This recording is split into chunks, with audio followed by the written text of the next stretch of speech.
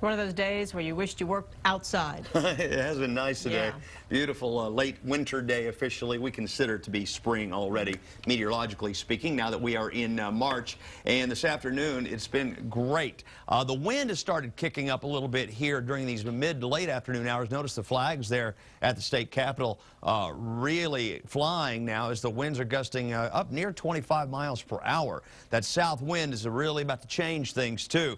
We had a couple of cold mornings over the weekend, including some 30s this morning, but that will not be the case for most of the rest of this week, thanks to this returning south wind. 74 degrees is where we are right now after a high today of 76. At 8 o'clock tonight, 68. At 10 o'clock tonight, it's still feeling good at 60 degrees under a clear sky. Out in the hill country, we've got 73s from Mason all the way over here to Burnett and down across much of Blanco County. In the metro area, temperatures 73 to 74 degrees. Looks like in most locations. Lake Travis coming in at 72 there around Lakeway. Giddings at 72, 73s through Bastrop County and Caldwell County. Austin's clear in 74. The airport's clear, also 74 degrees. Relative humidity is still low, but it'll be on the way up now that the winds have gone south. They're at 8 to 16 miles per hour at ABIA. And sunset is at 6:33 tonight. Mole count low today. That's new. Oak, though, is replacing it up in the medium category at 173, and assorted other tree pollens very low, only added up to 21. Around Texas, everybody in the 70s except Laredo, sitting on 80 degrees right now. It's been a very nice afternoon statewide, despite the increasing wind. Boy, look at the sky. Not a cloud in the sky. Maybe out there around El Paso, but that's a sign of things to come, too. There is a storm system right now up here hitting the Pacific Northwest.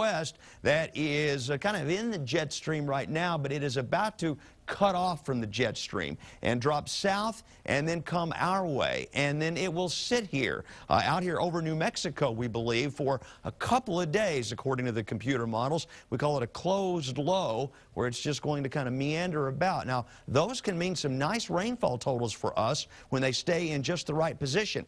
It's a little too early to be real certain about how this is all going to play out late week, but we're real sure that we'll see returning moisture really increasing over the next couple of days. So maybe some light rain by Wednesday, and then beginning on Thursday, potentially continuing through Saturday, possibly Sunday, depending on how long that low just hangs out there to the west. We're likely to have periods of rain and maybe some thunderstorms too during that time frame. Coming up at 6 o'clock tonight, we'll talk about how much rain we could end up seeing out of this system. But I'll tell you right now, some spots could easily see 2 to 3 inches if it all comes together in just the right way.